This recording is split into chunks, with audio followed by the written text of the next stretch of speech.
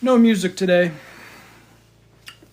This is that in between period of Christmas to New Year's when you get to sit around and eat and drink a lot and watch old movies. I'm going to go watch Beckett with Richard Burton and Peter O'Toole.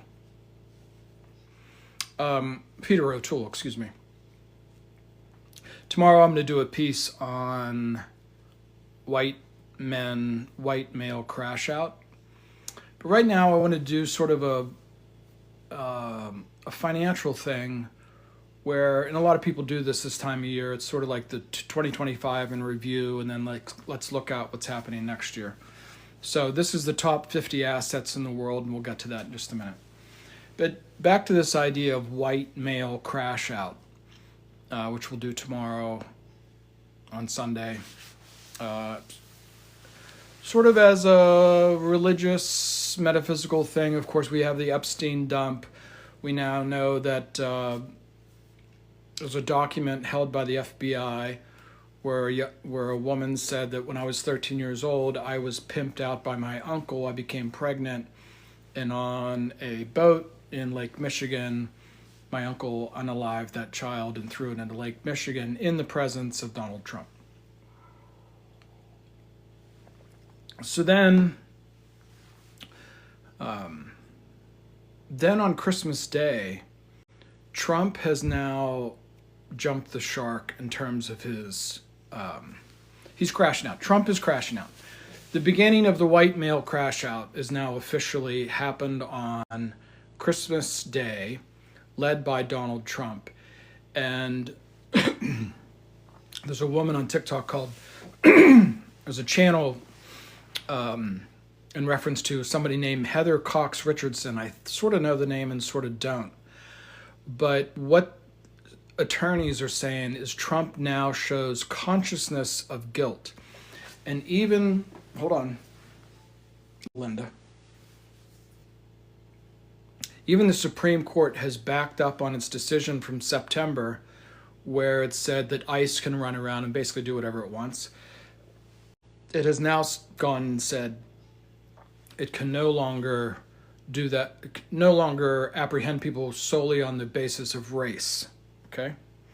So the executive powers of Trump are, the walls are closing in, both from the legislative branch, which we saw with, I have to go through all this because as we see as we go through this, about half of these assets are American, okay? So on the legislative side, we have this really remarkable thing. We had the Marjorie Taylor Greene crash out. She was threatened and got on 60 Minutes and said, they're threatening my family, I'm leaving. There's a lot of Republicans that are crashing out. And what has happened is because it was so perfectly documented by Ro Khanna and Massey that the power of the congressional branch of government, of the legislative branch of government, is now crushing the executive branch with the courts. Okay? And Trump is inside there, and he's starting to act a lot like a character at the end of a mafia movie who knows that the time is up. Okay? Now, let's look at these assets behind me. And I'm the guy that likes to look at Tesla and say it's worth 1.64 trillion, and I go, well, I think it's worth like what Subaru is worth, and that means it's going to go down 99%. A Subaru is worth about $40 billion. But I don't want to do that this time. What I want to do is have you look at these names and numbers, and let's just all calm down. These numbers are what they are. And somehow they got here, and somehow in the last couple days of trading, the last couple trades added together around all the shares of Costco and all the gold in the world and everything in between determines their market cap. What the total value of all the platinum in the world is somewhere between 1.5 or half a trillion and a trillion, okay? So these numbers are what they are. I'm not going to try to dispute the numbers. What I do want to point out though is I'm going to lean back and forth so you can see them better, is you'll see how many of them are American. Okay, so they have, you can see over my shoulders that they have a little American flag and they're blue. Okay, I haven't even counted them up. It looks like easily more than half. Okay. So at first glance of this, you would say like, wow, the American economy completely dominates the global economy the way that it did like in the 50s and 60s. Even like when JFK walked into office in the 50s and 60s. Even like when JFK walked into office in 1960, we had like 65% of the world's manufacturing capacity, something like that. Probably had 55% of the world's gold reserves.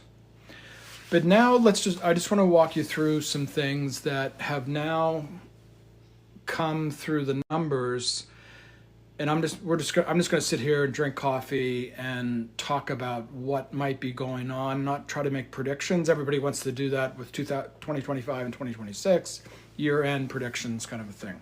Okay. This jacket's too hot, so forgive me. So obviously the first thing to look at here is the number one asset in the world is now gold, and it's now by a long shot. Okay, all the stocks in the S&P 500,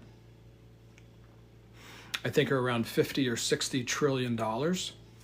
So we now have gold, which you could take all the gold and put it on a football field, and it would be, I think it's 90-meter cube.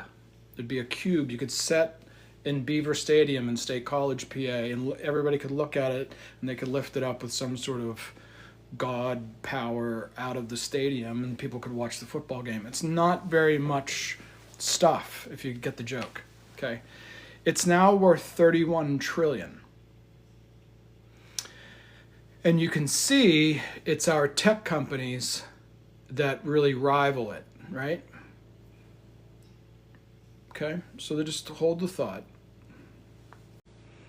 But here's the one I want you to really look at, because this is the one that I think tells the biggest story. There's about 10 times more silver than there is gold. They have a ratio that spreads and widens decade after decade. But this one, silver's going ballistic because it's used in AI, because it's used in solar panels, because it's used in electronics.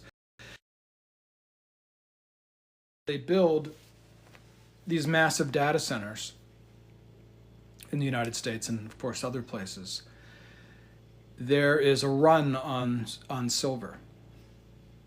There is a run on silver. So I started off by talking about Trump, and I want you to think about America in the big picture. Of all the things that's happening here and all these valuations, these two are probably the most important right now. So silver has more than doubled this year. Gold is up, I think, 70%, something like that. Now, if you learn nothing else from this channel, and we'd like you to be a subscriber on Substack, and we have a lot of good things going on in the world of blockchain. Don't think of silver and gold as going up. Think of the dollar going down. In other words, you can literally remember in like chemistry class when you turned in your work and the teacher came around and said, I could only give you half credit because you didn't put the terms, like, 3.7 grams, and he said 3.7 grams of what, right? And you had to have like a line and write something.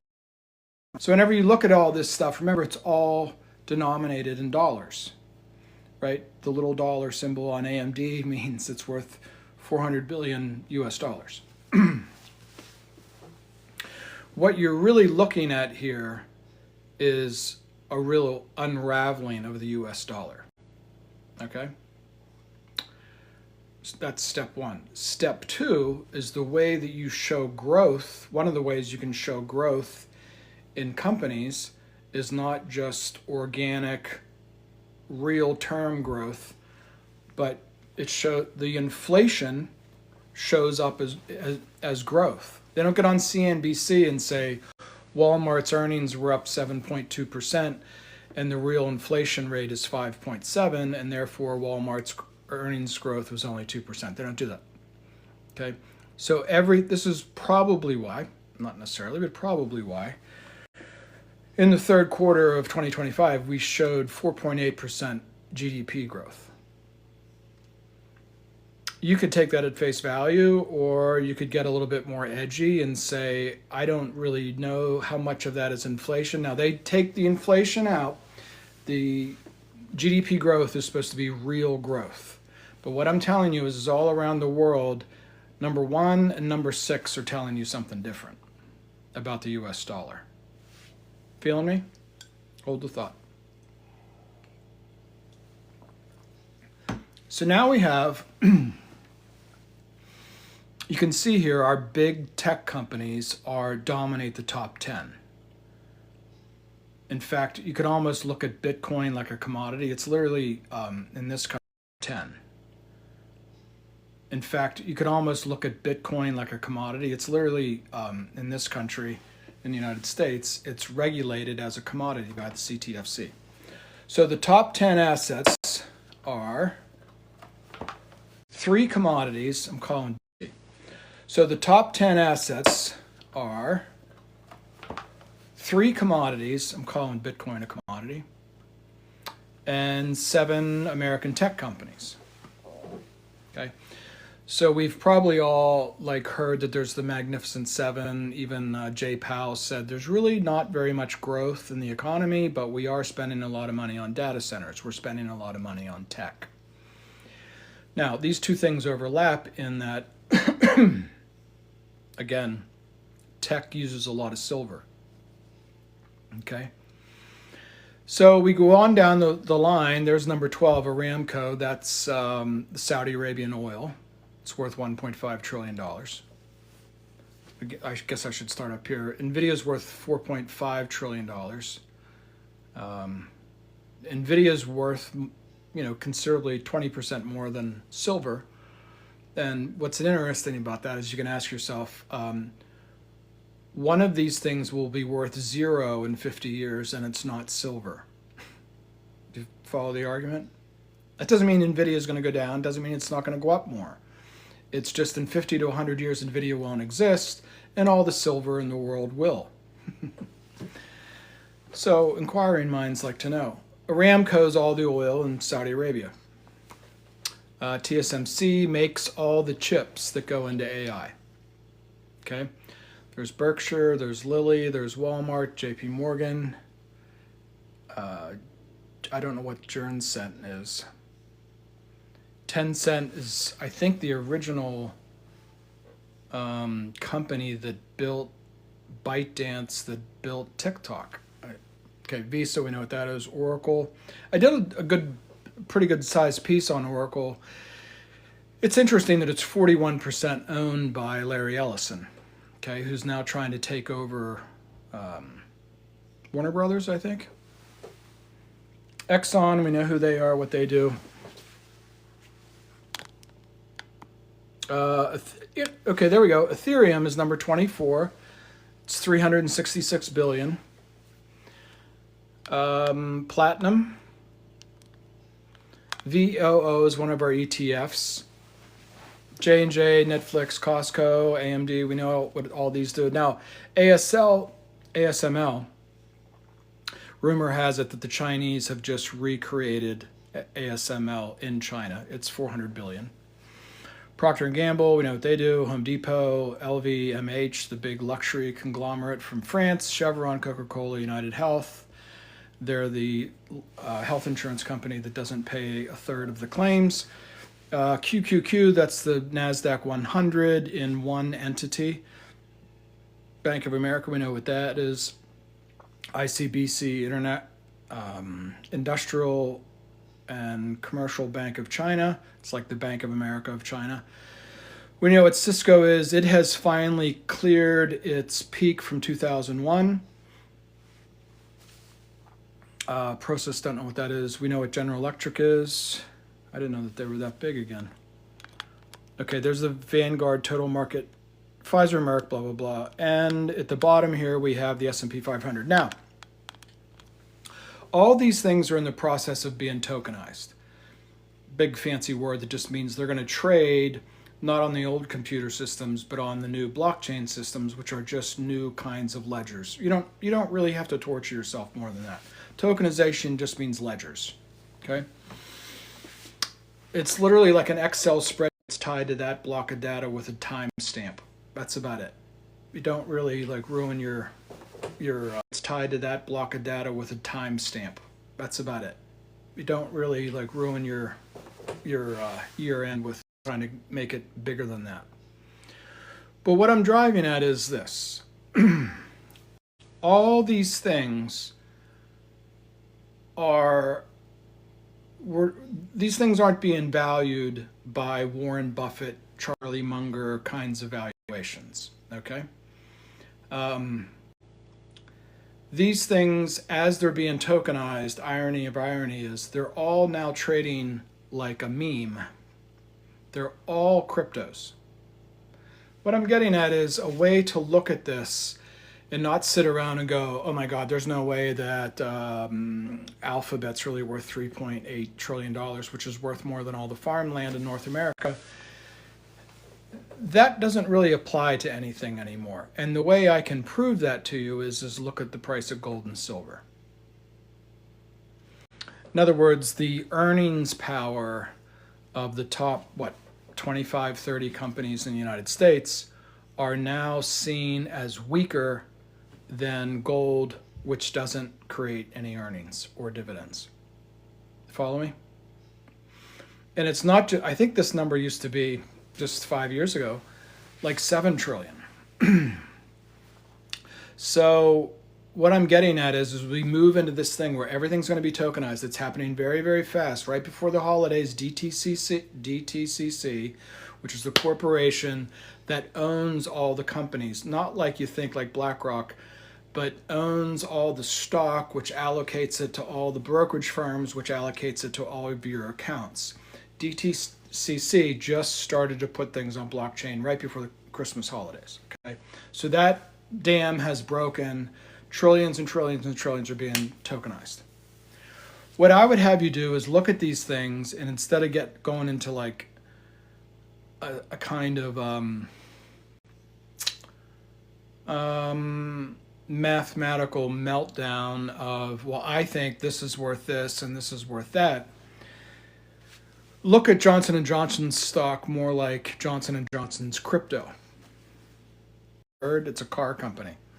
It's not even really a great car company. They don't have autonomous vehicles. They don't have robots. They don't have AI. They're still working on all those things, but they're really not going anywhere. Okay? It's a car company that's worth, if it goes, I always say, if it goes down 90%, it'll be worth as much as Toyota, which is a better car company, Toyota or Tesla. But my point to you is stop doing that. Everything is now crypto. If Elon Musk gets up one day and decides to buy Doge and it goes up 80-fold in 2 weeks, it is what it is. Okay? And as they tokenize things, they're going to tokenize things which you're not able to have any valuation metric for. What do you mean? They're going to tokenize private equity. They're going to tokenize venture capital. They're going to tokenize SPACs. They're going to tokenize banks that are underwater. And what it's going to lead to is a kind of chaos where nobody knows what anything is really worth. Okay? Increasingly, the way you can see that that's true is the price of gold. Okay? So let's talk about that for a minute. What you're starting to see is things that people have talked about for 25 years. So let's talk about that for a minute. What you're starting to see is things that people have talked about for 25 years. And I'm going to wind down here in about 3 or 4 minutes. We're going to talk about China and rare earth metals. But let me just slowly get there.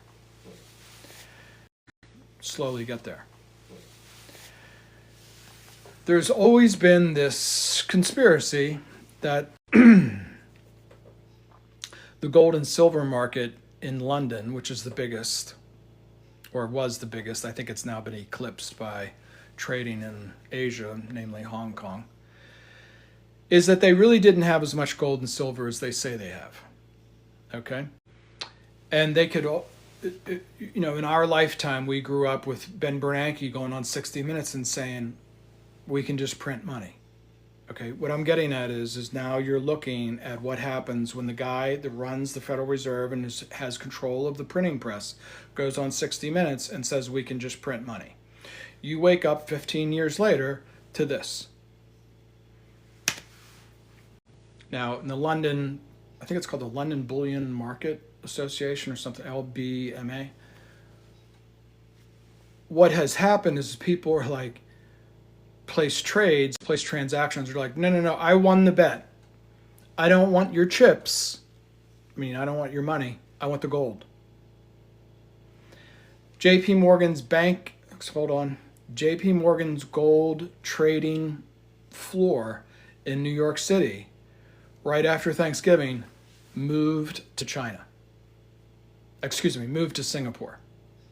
They just were all got a thing one day, you're moving to Singapore. What does all that mean? We don't really know. But the price of gold and silver are blowing out, and the trading floor. The silver is not just a monetary phenomenon, but it's also it's the like ultimate conductor. There might be a couple other things that are better at being conductors than silver, but I don't think it's very widespread. There's a little bit of silver in everything, like your iPhone and what have you. What you're seeing is after 2008, after 9/11. On 9/11, gold was about $250.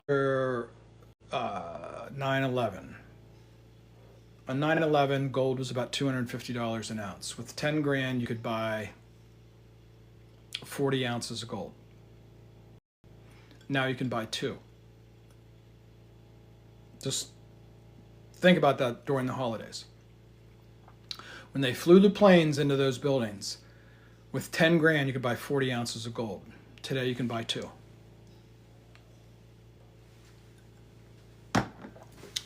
Okay? At the end of the Vietnam War, officially the gold exchange rate was $35 an ounce. Since the end of the Vietnam War, roughly when I was born, the price of gold has gone up 13,300%. Okay? 13,000% since the end of the Vietnam War. Now, if, okay, let's just let that charge for a little bit. Now, you're hearing Trump crash out. You're seeing these prices of these commodities, numismatic commodities, I think that means money, start to eclipse by a long shot the whole story of AI, and AI is going to take over everything, and it's going to touch the face of God, and humans won't be needed anymore. The whole AI, general AI story that you hear in America. Well, the counter thesis to that is really seen by the price of gold and silver. And my thesis for you for this conversation leading up to the end of the year is what you're really seeing is the very end of the war on terror. For you for this conversation leading up to the end of the year is what you're really seeing is the very end of the war on terror. What? In other words, if you were sitting in Richmond, Virginia, 4 hours you found that Vicksburg had fallen and General Lee was pushed out of Pennsylvania and lost at Gettysburg, what would happen? What would happen if you looked over at the Secretary of the Treasury and said, I forget the Treasury Secretary from the Confederacy, but just go with it. Robert, how are we on the price of gold? The price of gold exploded versus the Confederate dollar. You feeling me? That's what you're looking at here, people. Nobody wants the dollar anymore in terms of if they're going to place a trade against gold and silver, they want the gold and silver. They don't want the dollars in exchange. Okay, they don't want the chips. They want the gold. Feeling me? Now, our friend here, I may not be able to play the whole thing. All Things Financial. He's from upstate New York. He is very thorough. I'm a big follower of his. I use his content all the time, and I always try to reference him as much as possible. But he just did a piece that I think you can hear in his voice that we're moving beyond just sitting around talking about all things financial. Because if you look at this thing behind my head, the number 1 and 6 asset classes of the top 10 are not financial. Feeling me?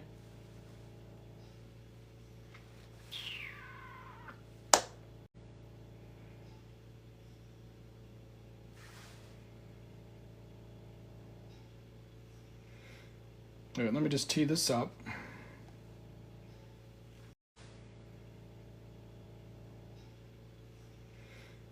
All right, let me just tee this up.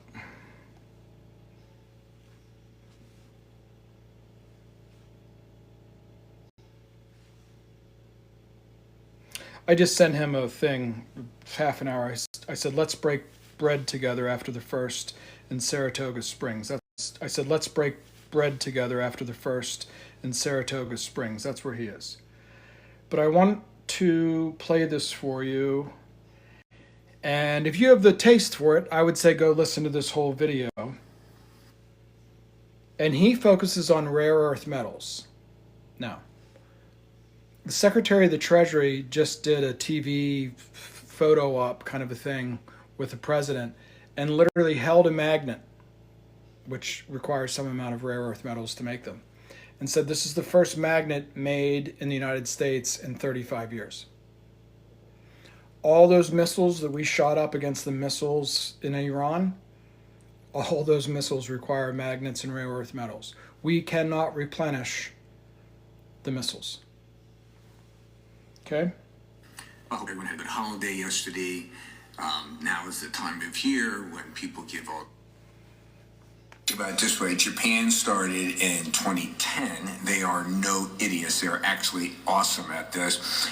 And 15 years later, 60% of the rare earth minerals still come from China. No, excuse me, 60% they do. 40% comes from China, I believe. It's one or the other, all right? So we have a long ways to go. So here's my question, and it's a risk-reward question, all right? Now, why are we bombing Nigeria? Because let's say, and again, I'm just making this up, you tell me, right? How about if China says, what you're doing in Venezuela is piracy, you're breaking international law, which a lot of people in the world, other than the American administration, believe is the truth, okay? Murdering people on the water. And so China says, we're going to ban rare earth minerals from every American institution. And any ally that supports America in attacking Venezuela, you get no rare earth minerals whatsoever. Okay? What would happen? I mean, let's be honest. If our market wouldn't be down between 50 and 80% the next day, not a year from now, the next day. Think about our 7 stocks. How they dominate our indexes. We'd be down 50 to 80%. Okay? So what's the risk reward? Why would we do this? What is going on? And who in the administration has not figured out that we can't do this at this time? Is it institutional, can't get out of its way after doing something for 80 years? We can't believe that someone can tell us no, okay? So, in the next couple of days, we may find out if China decides and says, today's the defense company, how about if they ban all companies? What do you think? Should we be doing this? What should China do in response to what we're doing? And what do you think? Tell me in the comments. Now, the most important thing I can tell you is he doesn't talk like that. I talk like that all the time. I talk like, Tesla's going to go down 99% and stuff like that. And I think it's fun, and it's Bruno was a heretic. The name Bruno comes from Giordano Bruno, who was put to death by the Catholic Church in 1600. And so that's my vibe on here. Like, I get on here and I say shit that's just very, very goes against the grain of even the official opposition, the Alex Jones and the Tuckers and the Candaces and those people, okay? What he just described, his channel is called All Things Financial. Those last 2 minutes, what he's describing is something that's not, okay? He's talking about we're in a war. We're conducting piracy. We're not even like going to the UN and having Colin Powell bring up a picture of a crop duster and say this is why we have to invade Iraq. We don't even fucking go through the motions anymore. We just blow people up and take their shit. We just Gaza everybody. Okay? And what he's getting at is, and you can already see it here, is the world it's not that the dollar's collapsing. Don't let people like walk you into that thing, that like hysterical thing. But what he's saying is, we don't have the upper hand here. We can't even make missiles. And China, okay, in just the last couple of weeks, what has happened is my dad even said this to me. He says, well, I guess China needs those chips or something like that. He heard on fucking MSNBC, which is just propaganda. And I was like, well, actually what Trump did is he offered the H200s, not the top level NVIDIA chip, but the next one down. And President Xi of China said, get fucked. We don't want them. We don't need them. And he put this out in his... Sorry. He put this in his video. I think it's another one right beside it. That internally, it's just gone through China, all through government, all through the big government-dominated corporations. You will go through all of your tech, all through government, all through the big government-dominated corporations. You will go through all of your tech, and you will remove everything American. And look at the visual behind me. NVIDIA reached out to the White House and said, you know, if we don't sell chips to China, that will exclude us from the biggest market in the world, and it will eventually mean we go out of business. It's like saying, I know this isn't a very good joke, but it's like saying, I'm going to have a football team and not play black kids, right? You're just going to go out of business. You're not going to compete with the rest of the world, right? Alabama used to work that way until they got their ass kicked in the Rose Bowl, and then next year they had lots of kids from the South who are African. Look at this chart behind me and ask yourself, how the fuck is this going to work? Because China's just going to keep looking at Trump and they're going to negotiate, and these guys are so Trump, Besant, Lutnig, Stephen Miller, they are so in love with themselves. They are so arrogant. And they're, well, have you seen, I mean, I love to go through this because it's like a Tim Dillon skit. Scott Bessent, the Treasury Secretary, goes on CNBC. This is why I'm doing a thing tomorrow called White Male Crash Out. Okay? This is an example of white male crash out. Scott Bessent goes on television and says, you know, China produces things and we borrow money to buy those things that they produce, and they have a big problem. And that's why gold is now worth half as much as the S&P 500. Because that statement is so absurd. Okay, that's just complete. That's like saying, like, I bought my credit card to buy milk from my neighbor who has cattle and he has a real problem.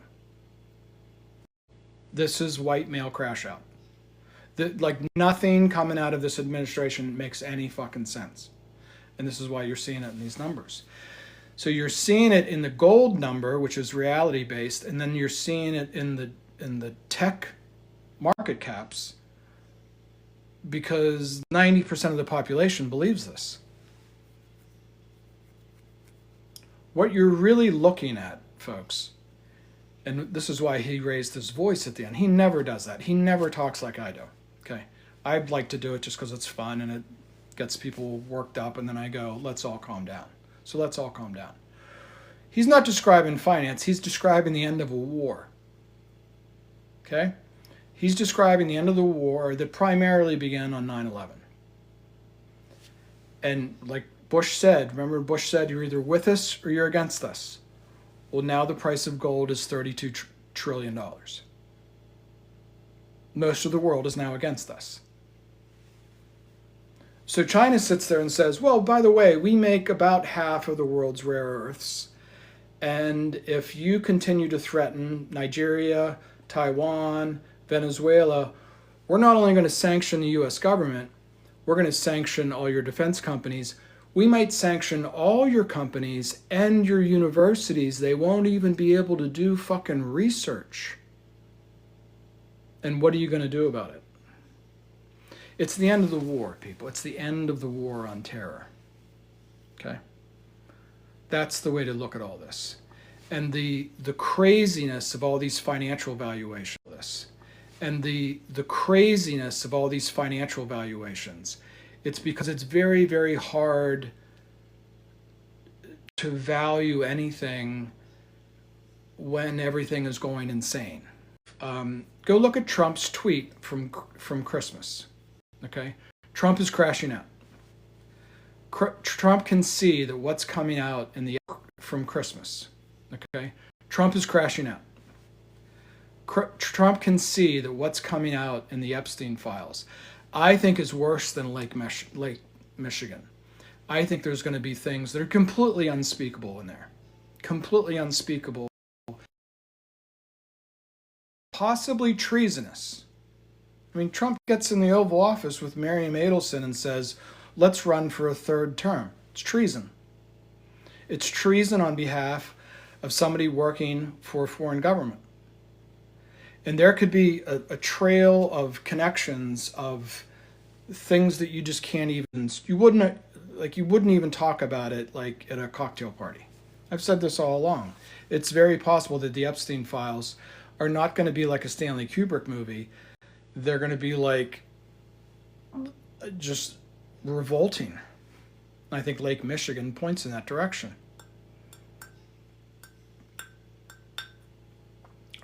So how did we get here? So if you remember in 1948, they asked Einstein to be the president of Israel. And he wrote a letter back and I think made it public. I think it was an editorial in the New York Times or something. And said he didn't want to work with criminals and terrorists. So they picked someone like Donald Trump, just like Joe Biden, to run the system to continue this kind of criminal, terroristic, illegal, pirate-like activity. And the world has moved on. The world is moving on. There is no threatening China to get what we want. All of these white men that are involved in all this are out of their fucking minds. And they're losing day after day after day. Now, the Lake Michigan thing sort of caught me off guard, but the other one that caught me off guard was the Supreme Court going back on its previous thing about ICE. And I wonder if the Supreme Court is even like, maybe we don't want to be on the wrong side of history either. In other words, we don't want to be on the wrong side of history either. In other words, the internal problem with the federal government could be so Confederate-like. Like, for example, okay, there's this weird thing that Epstein, Confederate-like.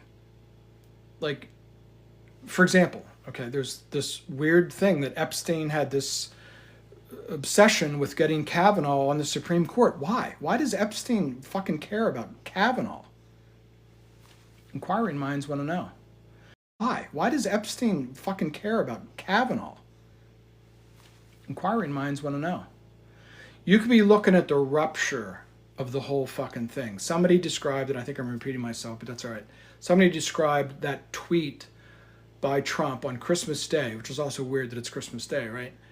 As like an absolute admission of guilt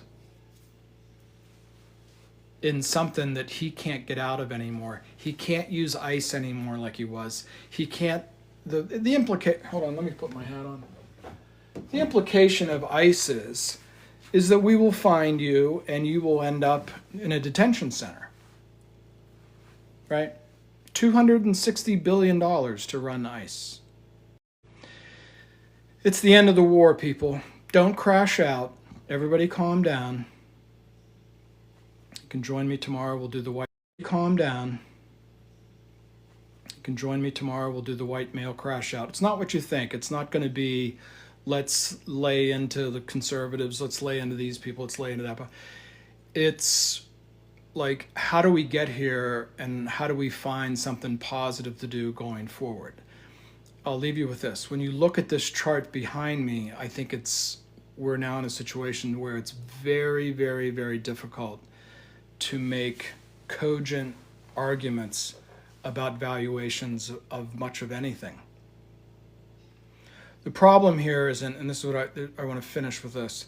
The problem here isn't that there's some problem of valuation that can be solved by turning to Jay Powell and say, would you print money to buy something or subsidize something to keep this where it is?